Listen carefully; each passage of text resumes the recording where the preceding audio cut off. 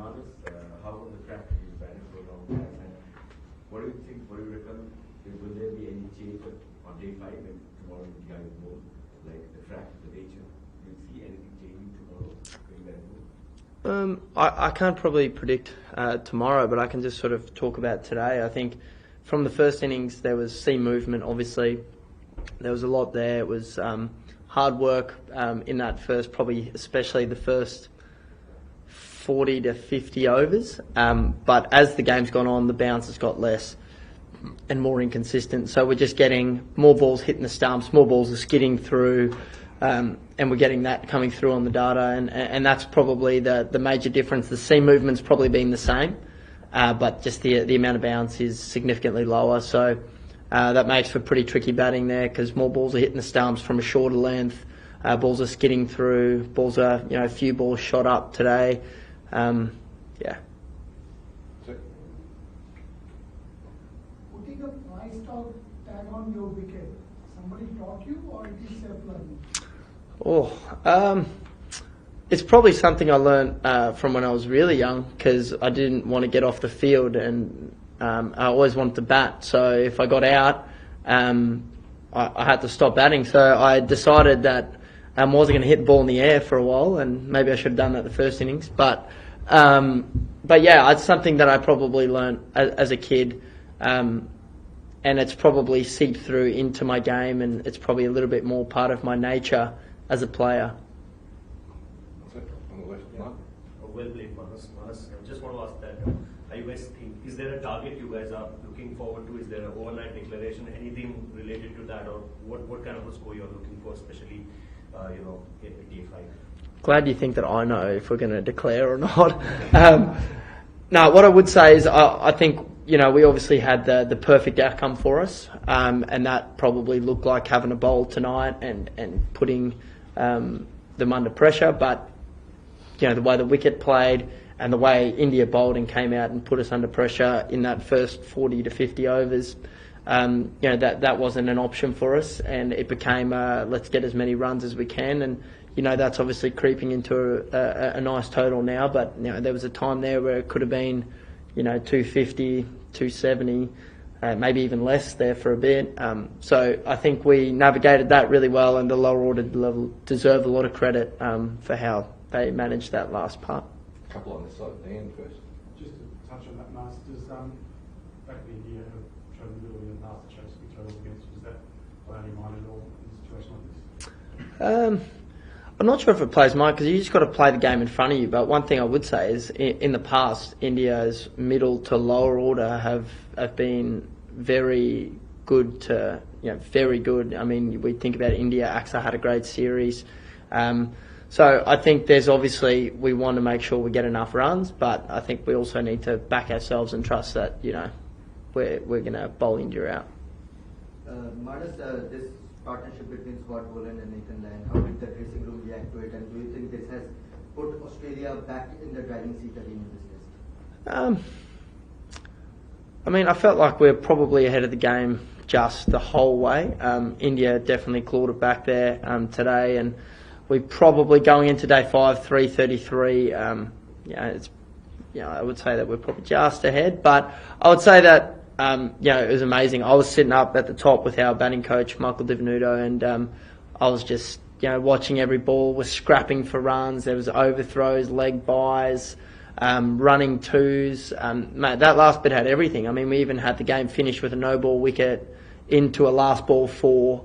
So, I mean, people that say Test cricket isn't exciting, I mean, I'm a player and I was watching and I was excited. So, Can you talk about Jasprit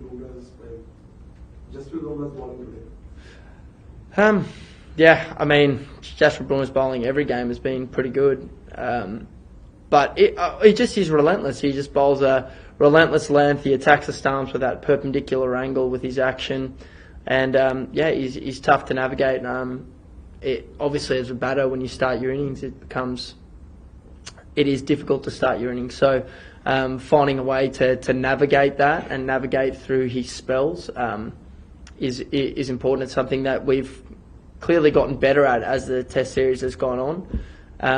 And yeah, I mean, he's been very good this series. But was he something different today, especially the way he celebrated Konstas wicket, and he looked very charged up today? I'm pretty sure the young guy got under his skin a bit. And I certainly get angry when I wang and I get reverse let alone bowl it. So I'd say that had a fair bit to do with it. And I mean, Sam's a very confident young player, and he really shows that, and I love that about him. So he'll love getting in the contest, and he'll love that Bumrah's revved it up, and I'm sure he'll be ready to go for the next innings.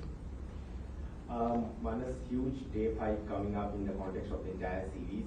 You guys are ahead by 330 odd runs. Just wanted to know, you were there back in the Gabba back in 2021. How different is that pitch from that Gabba wicket when India chased down Rata? Yeah, I mean, that wicket was flat. That wicket in the Gabba. There were some cracks appearing there for memory, but the wicket itself, the main part of the wicket was really nice. I remember that wicket because I think that it almost started a day early, or 2 days. It was like a day 2 wicket on day 1. It was quite firm. The ball was, a little bit of bounce there, as you do get in Brisbane, but it was a nice wicket. And we were also in that position in that test where we had to win the series, so we had to try and set a total, and ideally we would have liked to set India more in that game and probably bowl a few less overs, but because we had to win, we had to risk it a little bit more. Ollie? How important have Pat's contributions been with that, not just this test, but throughout the last few years? I mean, there's so many. Today was awesome, to build that partnership with him, for him to come out and for us to, build that, and just, there would have been a lot, we weren't taking all the ones. There was, it was a process, and I love that about how we navigated that whole lower order. We just stuck to the process, and we trusted that was going to be the way that was going to get us to where we wanted to be. And Pat was amazing. I mean, he took the game on. He knows his scoring areas, and he's played some amazing innings. I mean, we talked a little bit about that Edgbaston innings today as well, up in the changing room. He just finds a way when the team needs it to scrap and find a way to get big contributions to the match. Louis? Just on that, like, if you want to get too many times where you were shifting a number away from the strike, can you just kind of talk about how the whole team's tactics have maybe shifted with Bumrah across the series as you try to deal with, what a break? I mean, our conversation when Pat came out, I sort of said to Sean Abbott, who is the 12th man, I think I should just face Bumrah here. Because obviously I'd been batting for maybe 90 balls or something, and I had a fair feeling lining him up, and he was hot. I mean, he got 3 wickets in 2 overs, maybe. 3 wickets in 2 overs. And so I just said to Pat when he came out, I was like, what do you think? I'll just take Bumrah, and we can run on the other guys, and but let's just make sure that I'm at the non-strikers end at the end of each over, to make sure that if Bumrah bowls it, I can just face as many overs as we can. And we kind of stuck to that process, and then we just try to make sure that at the end of each over, to make sure that we don't get stuck, because then they stopped bowling Bumrah for a bit and tried to catch us out, and they did once. Pat faced 1 ball in our partnership of him, and somehow scooted it through gully, and we're back there. But yeah, like I said, I think a lot's got to go to Pat and the team, just with the process of how we wanted to deal with it. We talked about it at the start of the series, and it's good for us to see the rewards come now. A couple more folks to finish up. Looked like Bumrah and Siraj took pretty careful note of the bowling in the first innings from both teams, and seemed to pitch it up a bit more and got a lot of reward for it. How much do you reckon your attack has taken note of just the length, maybe these 2 guys especially bowled today? I'm not sure how much different the length is. I think it's probably that question I said before about the wicket bringing that natural length. That natural length that they were bowling in the first innings, that was probably going over the stumps, is now just hitting the top of the stumps more. But yeah, maybe they probably got rid of third slip into a cover area, which allowed them to bowl a little bit fuller. But yeah, I mean, I think for us, if we can hit the top of the stumps and find that in those first 40 to 60 overs, I think that's where the game's going to be hanging in the balance. How how important was it to you, Marnus, to have these 2 innings in a row here going forward? What does it sort of mean to you to be able to be consistently back in the runs? For me, that first innings, watching Sam bat and just the way he went about it, I was sitting there to Steve and I was saying, we really got to have a look at how we're going about it because this looks way more fun.